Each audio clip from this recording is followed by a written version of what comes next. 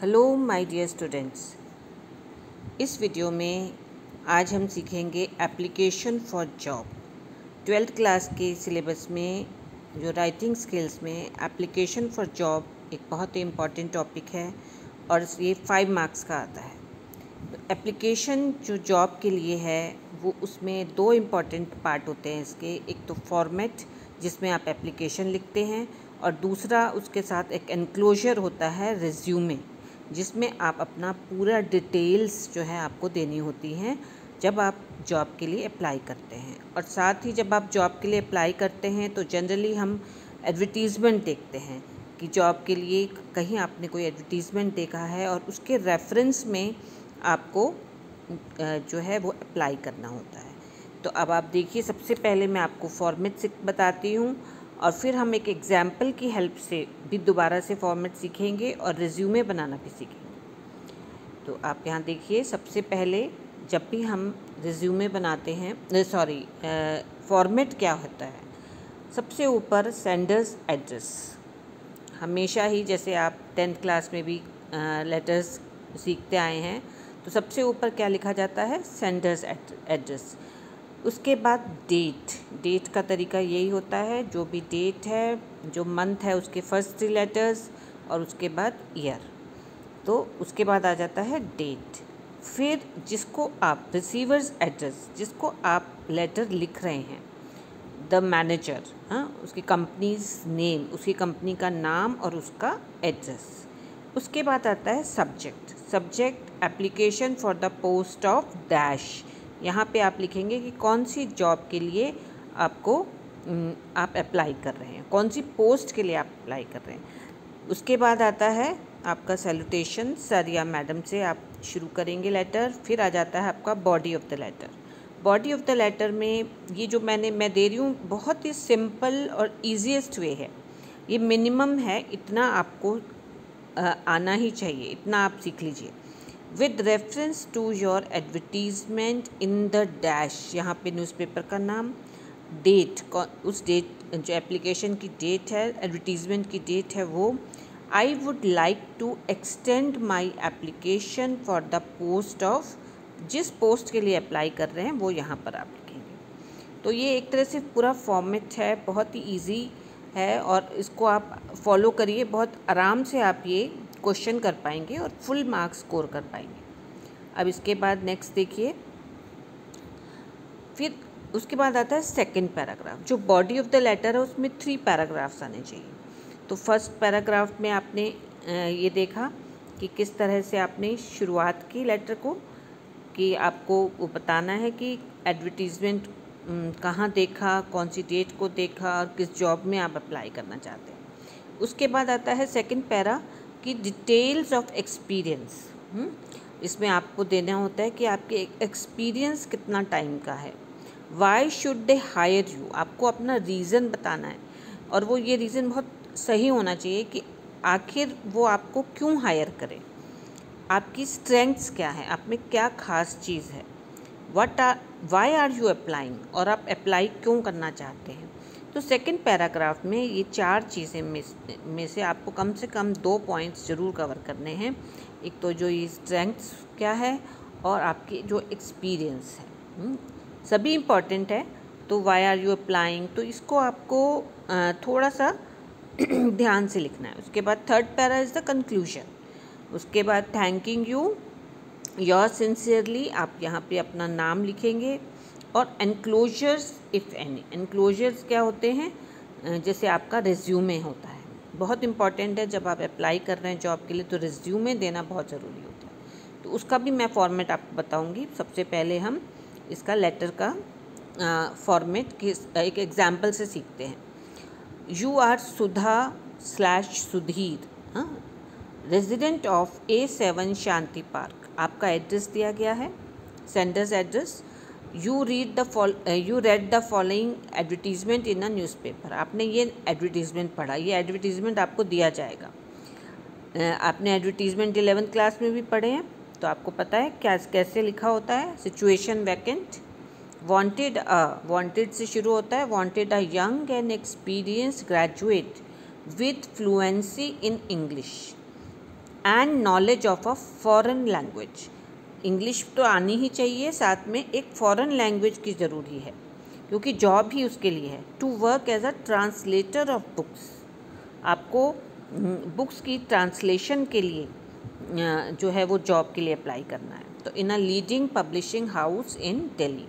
Contact manager, तो किसको लिखना है लेटर, एप्लीकेशन किसको लिखनी है, the manager, along with your complete CV, CV means resume, within 7 days of this advertisement. फिर क्वेश्चन में ही आ रहा है, draft an application in response to the advertisement giving your detailed resume. तो ये आपका क्वेश्चन का फॉर्मेट है। क्वेश्चन को बहुत ध्यान से पढ़ना है क्योंकि बहुत सारी चीज़ें क्वेश्चन में से ही आपको मिल जाती हैं। जैसे आप पैराग्राफ 3 पार्ट्स में आप पैराग्राफ लिख रहे हैं, तो जैसे यहाँ पे बात हुई you are an experience graduate, तो आप बताइए कि मैं एक्सपीरियंसड हूँ, मैं बहुत फ्लुएंट हूँ इंग्लिश में। या आप फॉरेन लैंग्वेज का कोई नाम कि मुझे फ्रेंच आती है या जर्मन आती है, जो भी आपको लैंग्वेज आती है और मैं अप्लाई करना चाहता हूँ या चाहती हूँ एज अ ट्रांसलेटर, और आपके ही पब्लिशिंग हाउस में मैं ये जॉब करना चाहती हूँ। तो इस तरह कुछ पॉइंट्स, 2-3 पॉइंट्स तो यहीं से मिल जाते हैं। तो अब देखिए आगे, अब इसका आंसर देखिए कैसे लिखा गया है। सबसे पहले application for the post of translator, जो आपको एड्रेस दिया गया था A7 शांति पार्क दिल्ली। उसके बाद एक लाइन छोड़ के आप डेट लिखेंगे, फिर एक लाइन छोड़ के द मैनेजर ARN पब्लिकेशन। ये अब आपको पब्लिकेशन हाउस है, अगर वहाँ नाम नहीं दिया है तो आप अपने मन से XYZ ARN कुछ भी आप लिख सकते हैं, दिल्ली। इसके बाद आगे देखिए, उसके बाद क्या आएगा, सैल्यूटेशन आएगा। सॉरी, डेट तो हमने वहाँ लिखी दी थी, हाँ डेट तो यहाँ आ गई, द मैनेजर, रिसीवर्स एड्रेस आ गया। उसके बाद सब्जेक्ट, सब्जेक्ट क्या है, सॉरी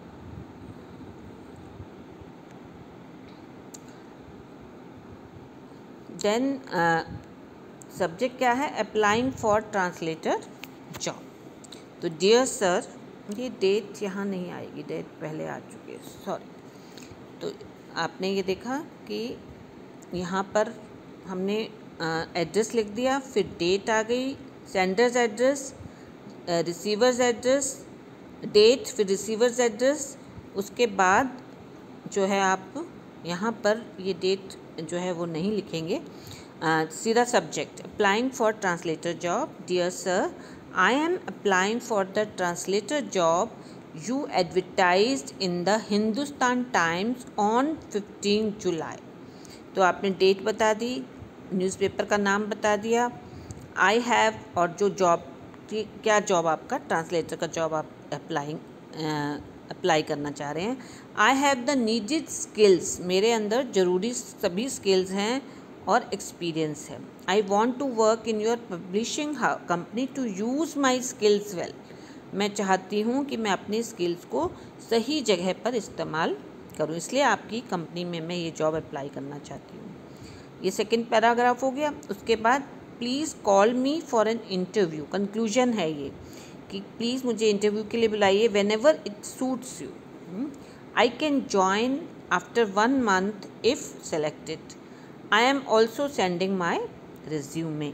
साथ में आप इंक्लोजर्स में रिज्यूमे देंगे। थैंक यू, अपना नाम बताएंगे, सुधा या सुधीर जो भी है, और इंक्लोजर में आपको रिज्यूमे देना है।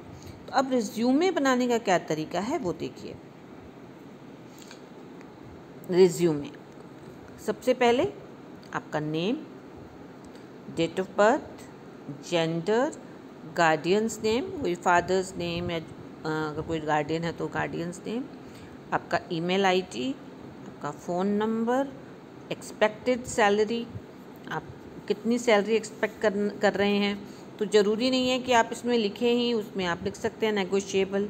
एजुकेशनल क्वालिफ़िकेशन आपको देनी होती है कि हर लेवल, 10th का, 12th का, यूनिवर्सिटी का क्या एक्सपीरियंस रहा है, कौन सा बोर्ड है, इंस्टीट्यूट कौन से इंस्टीट्यूट से आपने किया है, CGPA या मार्क्स जो हैं वो आप यहाँ पर बताएंगे। तो मार्क्स का यहाँ पे जिक्र करेंगे।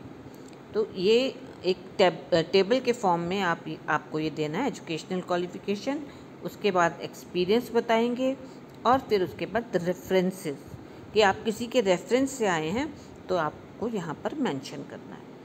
तो अब आप एक एग्जाम्पल के थ्रू ये सब समझिए।